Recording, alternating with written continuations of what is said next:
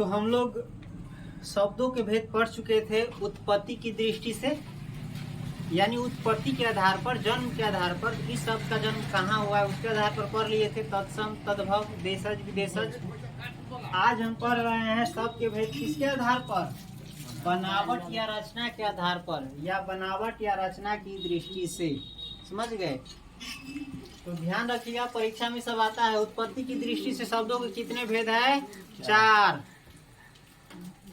और बनावट या रचना की दृष्टि से 3 है। ध्यान रखिए, उत्पत्ति की दृष्टि से 4 है। बनावट या रचना की दृष्टि से शब्दों के कितने भेद है? 3 भेद है। वो अलग चीज रही, अलग चीज है। तो याद रखिएगा, परीक्षा में सब आता है। बनावट या रचना की दृष्टि से शब्दों के 3 भेद है। कितने भेद है? 3। रूढ़, यौगिक और योगरूढ़। समझ गए? इन तीनों को हम बारी बारी से फिर पढ़ेंगे। बनावट या रचना की दृष्टि से शब्दों के कितने भेद है? 3। और 4 को निकल गए। तो 3 वो आई, रूढ़, यौगिक और योगरूढ़। समझ गया?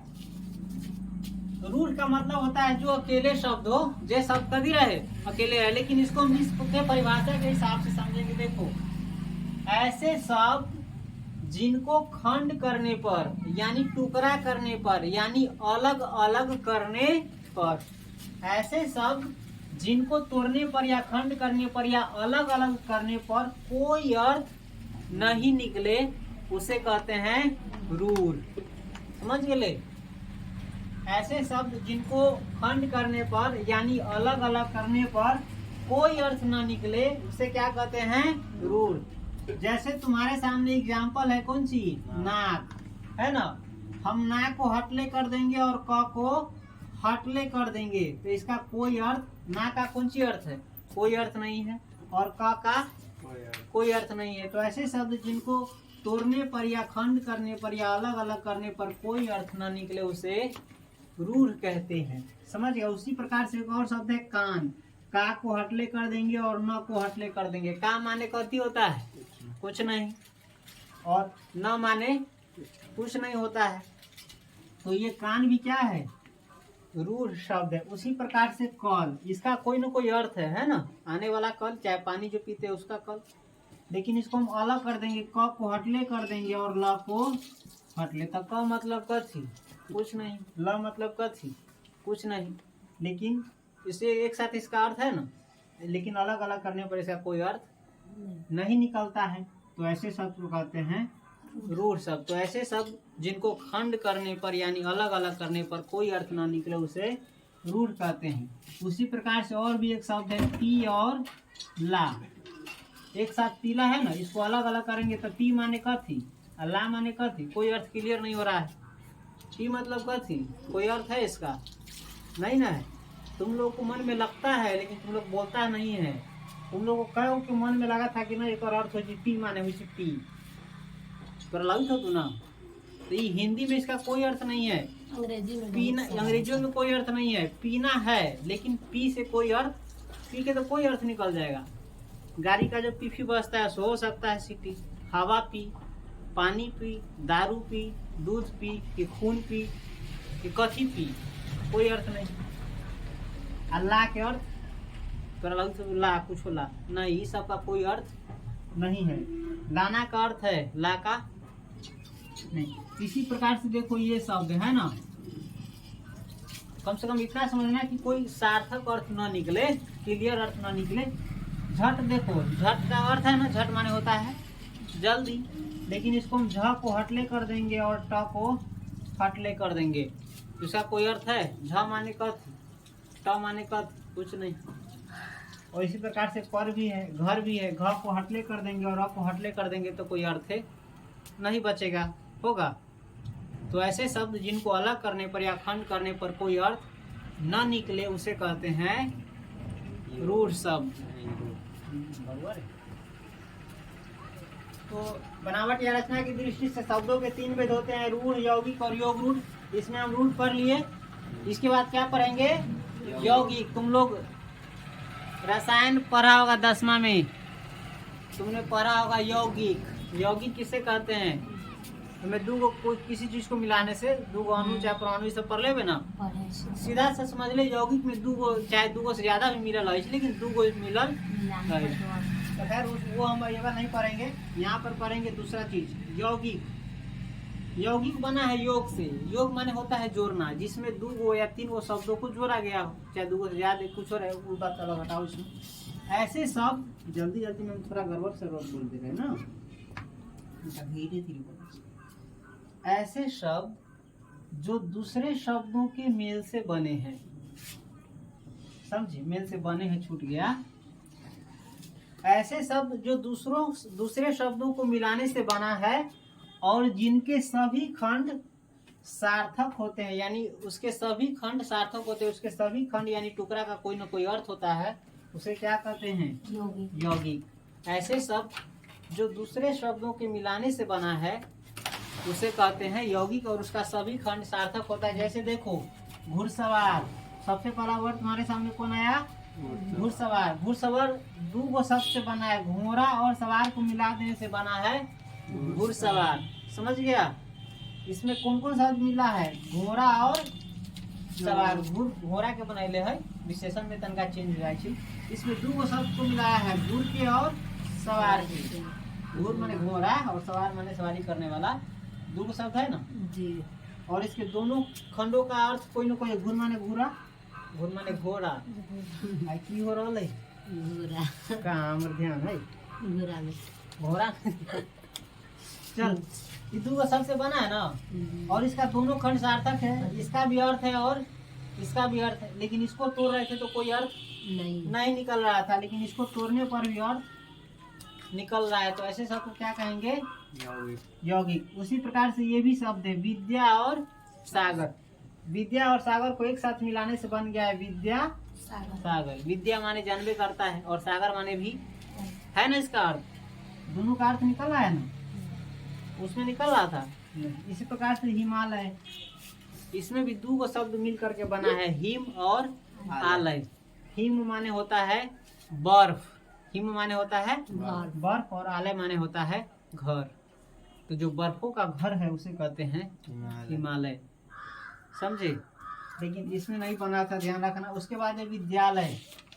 ये भी दो गो शब्द से बना है, विद्या से और आलय से। विद्या माने तुम लोग जानता है और आलय माने घर होता है। तो जो विद्या का घर है उसे क्या कहते हैं? विद्यालय। समझा? उसके बाद है आग बबूला। कथी? आग बबूला। मैं ध्यान से देखो तो दो गो शब्द को मिलाया है, वो आग को और एक बबूल को। कथी के? बबूल। हाँ, तो आग बबूला ना जानी छी, जो गुस्सा से लाल पियर हो जाए छो, एकदम काट जैसे भोंके के लिए तकलीफ देवे के लिए केकरो, ओकरे कहै छै आग बबूला। बबूल का पेड़ देखियो, उसमें खाली कांटे होई छै, समझ ले? तो इसने आग बबूला वही लेल बनल है। वही के बाद हो पीला पन। दो गो शब्द से बना है, पीला पन। पीला माने जानबे करता है, और कोई चीज जब पियरा जाता है तो उसी को कहते हैं पीलापन। शरीर भी कभी कभी पीलापन पड़ जाता है, जॉन्डिस में पड़ता है ना, आँख में पीलापन पड़ता है। चलो, उसके बाद है दूध वाला। दूध माने जानबे करता है, और वाला माने कोई चीज रखने वाला। तो जो दूध रखता है उसे कहते हैं दूध वाला। एक खरीदता है, जो बेचता है, उसी को कहते हैं। उस प्रकार से छल छंद। कौन चीज? छल छंद। अब ऊपर अर्थ बताओ। छल माने जानबे करता है, छंद कविता को जो छंदोबद्ध किया रहता है, जो छल से भरा हुआ हो। समझा? दाल भात, दो गो शब्द के मिलाने से बना है और दोनों का अर्थ निकल रहा है कि नहीं जी। तो ऐसे ही शब्द को कहते हैं यौगिक। जो दो गो शब्द को मिलाने से बना हो उसे कहते हैं यौगिक। यौगिक समझे में दूसरा शब्द के भी मिला रहे जी। समझ गया? अब इसको क्या करो, अगले क्लास में भेंट करेंगे। नहीं, अभी अगला क्लास में नहीं, इसी क्लास में भेंट करेंगे। फिलहाल इसको उतारो। काम पर तो रूढ़ पढ़ लिए थे जी, यौगिक भी पढ़ लिए थे। अब इसका तीसरा क्या था? योग रूढ़। तीसरा क्या है? योग रूढ़। ऐसे यौगिक शब्द जो अपने साधारण अर्थ को छोड़कर कोई और अर्थ ग्रहण कर ले उसे योग रूट कहते हैं। यानी ऐसा यौगिक शब्द जे लिखल है कुछ और ओकर अर्थ रहे कुछ और ओकरे कहे छै योग रूट। समझ ले। जैसे दर्द हाथ में छगाई छी ना तो छगा के बोले छी कहतो तोहरे लेकिन खोल के ना कहतो तो ओकरा कुछो ना कह सकै छी हमरा कला कहे ऐसा ना योग रूट समझ रहतु कुछ और ओकर अर्थ निकालता कुछ और ओकरे कहे छी योग रूट। जैसे देख सबसे पहला शब्द हो पंकज। अगर इसका अर्थ नहीं जानता होगा तो जान लेना अभी कहेंगे तो ठीक है। ये दो गो शब्द से बना है पंख से और ज से। समझा पंख से और ज से। पंख माने होता है कीचड़ थाल का दो समझ गया और ज माने होता है जन्मा। समझा। तो थाल कादो में तो बहुत कुछ जन्मता है कीड़ा मकोड़ा भी जन्मता है घासू फूस जन्मता है बहुत कुछ जन्मता है कि नहीं। लेकिन इसका अर्थ एक वो है कौन सी कमल। तो लिखा क्या है पंकज लेकिन इसका अर्थ क्या निकल रहा है कमल। तो ऐसे शब्द को क्या कहेंगे योग रूट। क्या कहेंगे ध्यान का दूसरा जगह तो कैसे सही बोलेगी। पंख माने कीचड़ और ज माने जन्मा। इस शब्द का अर्थ क्या निकल रहा है कीचड़ में जन्मा हुआ यानी थाल कादो में जन्मा हुआ। थाल कादो में तो बहुत कुछ जन्मता है ना सोच सकते हो अपने मन से लेकिन उसका कोई अर्थ नहीं होगा बस इसका एक ही अर्थ है कौन सी तो लिखा क्या है पंकज लेकिन इसका अर्थ क्या निकल रहा है कमल। तो ऐसे शब्द को क्या कहेंगे योग रूट। योग रूट कौन पंकज एक अर्थ ही बता रहा लो ई ना समझ ले। उसके बाद है लंबोदर। दो गो शब्द से बना यौगिक शब्द है लंब और उदर। कौन सी लंब माने होता है लंबा लंबा यानी जिसकी लंबाई ज्यादा हो और उदर माने होता है पेट। समझ गया। उदर में लिखा था उदर उदर उदर माने समझ में ना उदर माने कथी हो पेट। तो यानी जिसका पेट लंबा हो उसे क्या कहते हैं लंबोदर। तो पेट तो बहुतो गोरा के लंबा है समझ ले कि ना लेकिन सबके लंबोदर कहे छी ना कहे छी। लंबोदर एक गोरा के लेल खास नाम केकरा लेल गणेश जी के लेल केकरा लेल हाँ तो समझ गेले। आ तू सब को अभी तक ले समझ सबे लंबोदर कहे छी लंबा आदमी के ओकरा ना कहे छी समझ ले। जेकर पेट लंबा रहे छै ओकरा कहे छी नि बड़ा रहे छै ओकरा कहे छी लंबोदर। केकर पेट बड़ा है गणेश जी के। चल इधर देखो कह रहे थे किसी का नाम नहीं।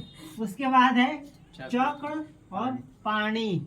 पानी नहीं पानी है समझा।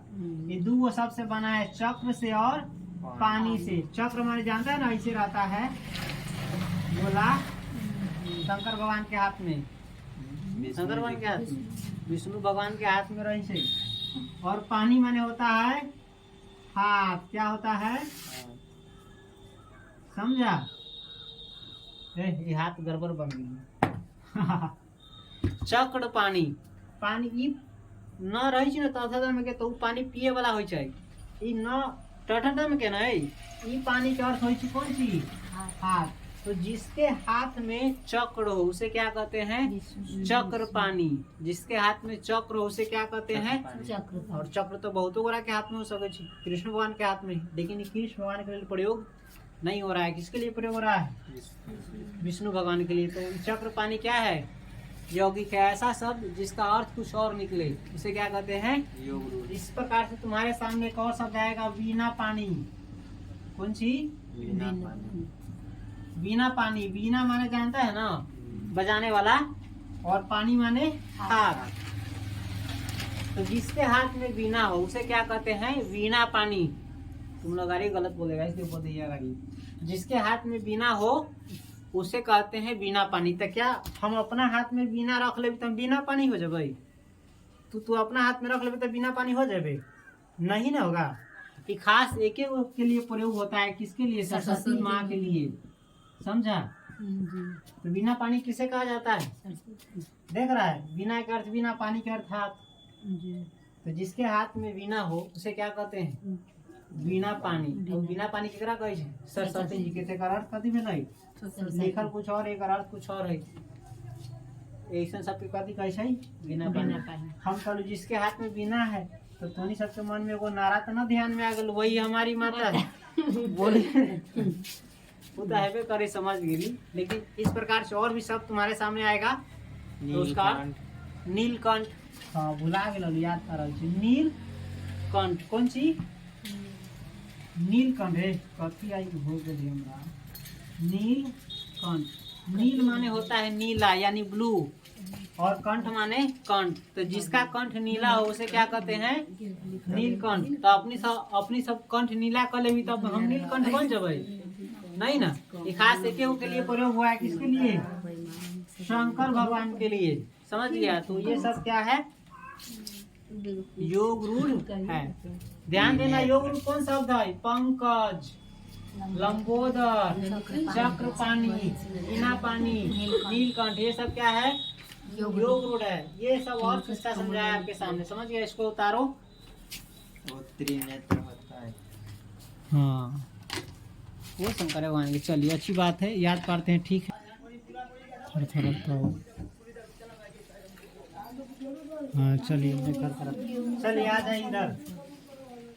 हम अभी तक दो प्रकार जान गए, उत्पत्ति की दृष्टि से शब्दों के भेद 4 होते हैं। दूसरा जान गए बनावट या रचना की दृष्टि से 3 होते हैं, वो भी जान गए। और तीसरा जान रहे हैं रूपांतर की दृष्टि। इसमें रूपांतर की दृष्टि से यानी रूप में परिवर्तन की दृष्टि से, जिसका रूप बदल जाता है।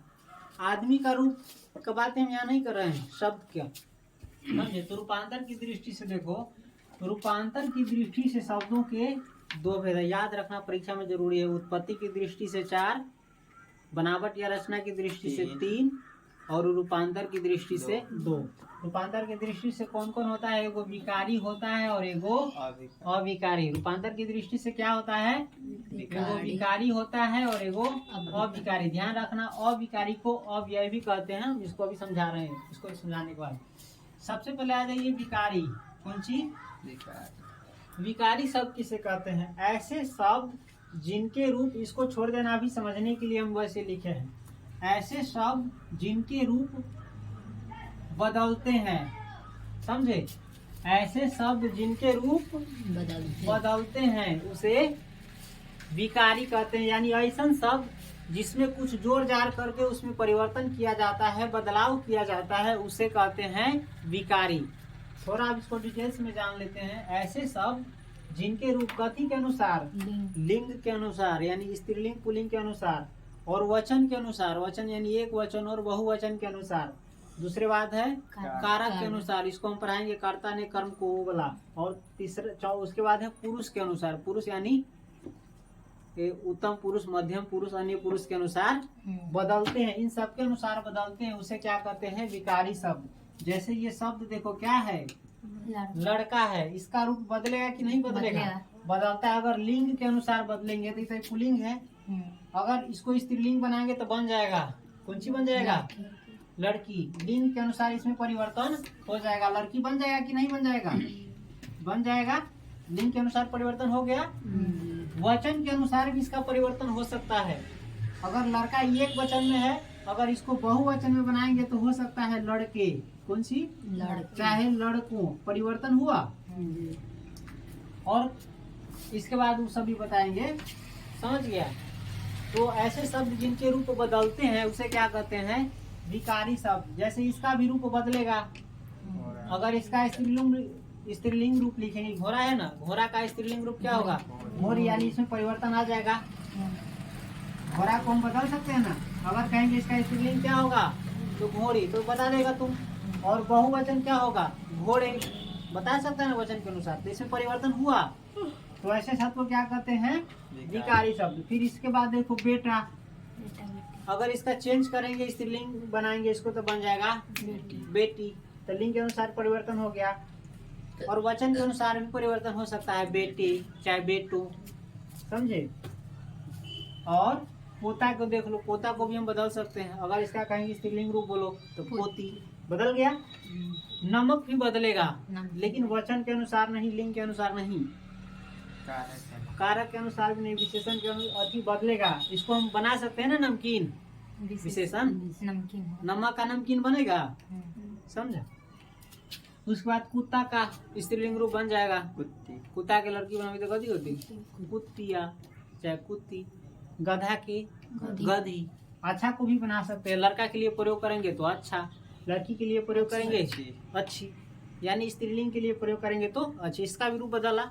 तो ऐसे शब्द जिनके रूप बदल जाते हैं किसके अनुसार, लिंग वचन कारक या पुरुष इनमें से किसी के अनुसार बदलते हैं उसे कहते हैं विकारी। इसको और सी सिंपल सी भाषा में समझेंगे तो 100 बात की एक बात, ऐसे शब्द जिनका रूप बदलता है यानी जिसके रूप में परिवर्तन होता है वैसे शब्द को कहेंगे विकारी। समझ गया। और नोट में एक चीज देख लिए, जितना भी नोट में एक चीज क्या लिख दिया है, जितना भी छोड़ो देखो, संज्ञा आगे पढ़ाएंगे, संज्ञा, सर्वनाम, विशेषण और क्रिया, इन चारों के रूप क्या होता है, बदलता है। समझा। तो ये चारों संज्ञा, सर्वनाम, विशेषण और क्रिया ये क्या होता है, विकारी शब्द होता है। जैसे समझा, लड़का के लिए अगर क्रिया क्या होता है, पढ़ना जानता है, पढ़ना क्रिया है, इसके अंत में ना है, जानता है। अगर हम इसको बनाएंगे वाक्य में तो लड़का के लिए बनाएंगे तो बोलेंगे लड़का पढ़ता है, और इसी को हम लड़की के लिए बोलेंगे तो लड़की पढ़ती है। इसमें भी चेंज हो गया ताती में, तो क्रिया भी बदलता है। तो ध्यान रखना, संज्ञा, सर्वनाम, विशेषण और क्रिया ये क्या होता है, विकारी शब्द होता है, यानी इनके रूप बदलते हैं। विकारी शब्द समझ गए। ऐसे शब्द जिनका रूप बदलता है उसे कहते हैं विकारी शब्द। उसके बाद है अविकारी, उपसर्ग लगा इसमें, अविकारी, इसको अव्यय भी कहते हैं। व्यय माने होता है खर्च होना या खर्च करना। अविकारी शब्द का सिंपल सा परिभाषा होता है, ऐसे शब्द जिनका रूप कहीं भी नहीं बदलता है उसे कहते हैं, वो कहीं भी प्रयोग होगा तो वैसा नहीं प्रयोग होगा, चाहे लड़का के लिए, चाहे लड़की के लिए, चाहे स्त्रीलिंग के लिए, चाहे पुल्लिंग के लिए, चाहे किसी के लिए प्रयोग हो, वो बदलता ही नहीं है। समझा। ऐसे शब्द है, हम आपको आगे बताएंगे, फिलहाल इसको आप उतार लीजिए। अविकारी शब्द किसे कहते हैं, ऐसे शब्द जिनके रूप नहीं बदलते हैं, इसको हम बता रहे हैं अभी, उतारो इसको।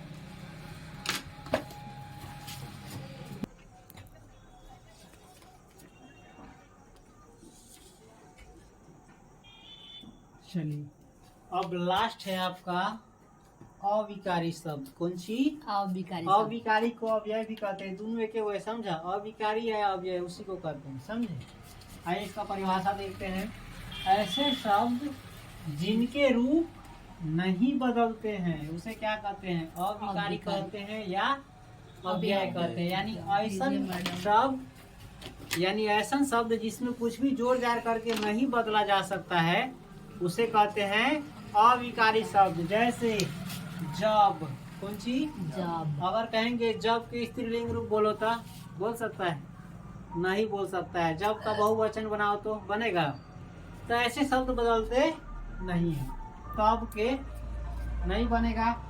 इसी प्रकार से देखो, अभी, उधर, वहाँ, इधर, कब, क्यों, वाह, आह, ठीक, अरे, और, तथा, एवं, किंतु, परंतु, बल्कि, इसलिए, अतः, अतएव, चूंकि, अर्थात, लेकिन और इत्यादि और भी छोटा छोटा शब्द होगा,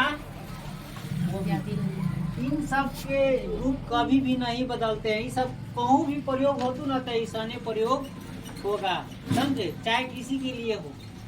तो ये सभी क्या है, अव्यय है। क्या है, अव्यय या अविकारी उसी को कहते हैं। नोट में देखो लिख दिए हैं कौन कौन शब्द अव्यय होता है। क्रिया विशेषण पढ़ाएंगे पाठ 100 में तो समझ जाएगा। क्रिया विशेषण, संबंध बोधक, समुच्चय बोधक और विस्मयादि बोधक, ये सभी क्या होते हैं, अविकारी यानी अव्यय होते हैं। अगर इंग्लिश में इसको पढ़ेंगे तो कहेंगे एडवर्ब। कौन सी, एडवर्ब, प्रीपोजिशन, कंजक्शन और इंटरजेक्शन, ये सभी क्या होते हैं, अविकारी यानी अव्यय होते हैं। जैसे देखो, संबंध बोधक में बहुतो है, पर ले दे कहीं ना कहीं पर लिखा हुआ है ना? नहीं लिखा हुआ कहीं ना कहीं। तो पर भी देख लो, इत्यादि के बाद और लिख देते हैं कुछ भी। पर भी क्या है, अविकारी शब्द, इसमें भी कभी बदलाव नहीं होता है। का भी कहती है, कभी नहीं बदलता है। का के छोड़ दो, अथी का देखो, में जानी छे ना, ये सब बदली छै नहीं ना, बदली छै। तो ऐसा सब कथी कहै छै, अविकारी। समझ गया? चलो अब तुम शब्दों के भेद जान गया तीनों दृष्टिकोण से, उत्पत्ति की दृष्टि से भी, रचना या बनावट की दृष्टि से भी, और रूपांतर की दृष्टि से भी। और आखिरी में बोल के जा रहे हैं, याद रखना, उत्पत्ति की दृष्टि से शब्द 4 प्रकार के होते हैं, यानी शब्दों के 4 भेद होते हैं। रचना या बनावट की दृष्टि से 3 वो होते हैं, जान गया ना? रूढ़, यौगिक, योग रूढ़। जी। और